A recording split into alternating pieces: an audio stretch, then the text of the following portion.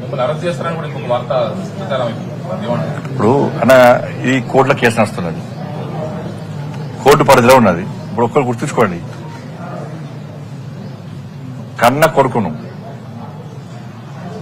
కొడుకును ఓ తండ్రి పోలీసులకు స్వయంగా అప్పగించినటువంటి సందర్భం ఏదైనా ఉందా?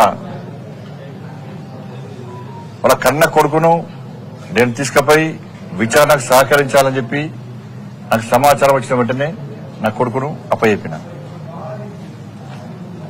అరెస్ట్ చేయాలన్నాడు. ఇలా కేసీఆర్ కొడుకు ఫేక్ మీడియా ఫ్యాక్టరీ నడుపుతున్నాడు.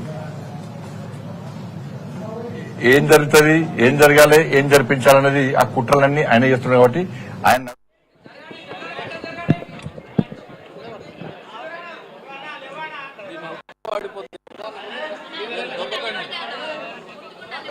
దూరం ఉన్నాం.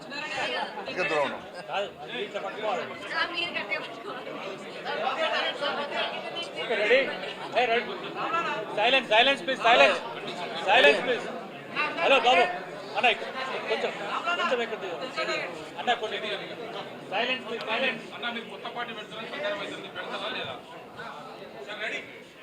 అవన్నీ ఫాల్తు రాజకీయాలు, కొత్త పార్టీ నేనేందో మీకు తెలుసు, భారతీయ జనతా పార్టీ కార్యకర్తలకు తెలుసు, తెలంగాణ రాష్ట్ర ప్రజలకు తెలుసు, తెలుగు రాష్ట్రాల ప్రజలకు తెలుసు.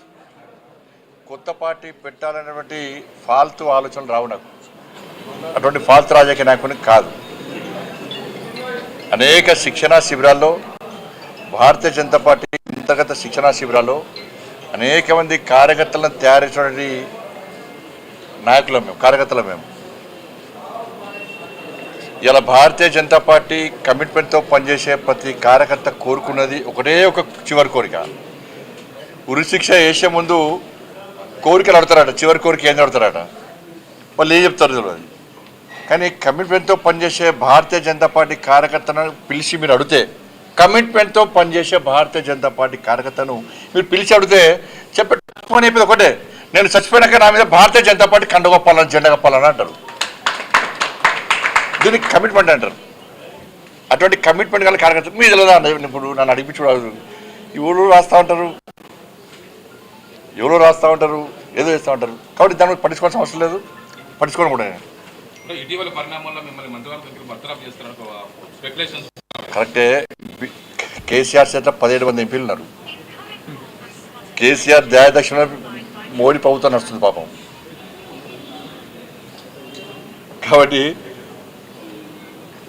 కేసీఆర్ సమాజం దానిలో కూర్చొని ఫామ్ హౌస్లో కూర్చొని బండి సంజయ్ని బర్తరఫ్ చేస్తారు అంటే నీకు ఒకే ఎంపీ లేడు, బర్తరఫ్ చేయాలంటావు. ఎందుకంటే నీ గడిల పాలన బద్దలు కొట్టింది మేమే, నీ అవినీతి సామ్రాజ్యాన్ని కూకటి వేళ్లతో పెగిలించింది మేమే,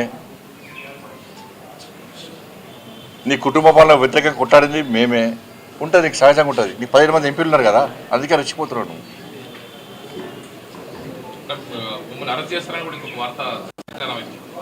ఇప్పుడు అన్న ఈ కోర్టులో కేసు నడుస్తున్నది, కోర్టు పరిధిలో ఉన్నది. ఇప్పుడు ఒక్కరు గుర్తుంచుకోండి,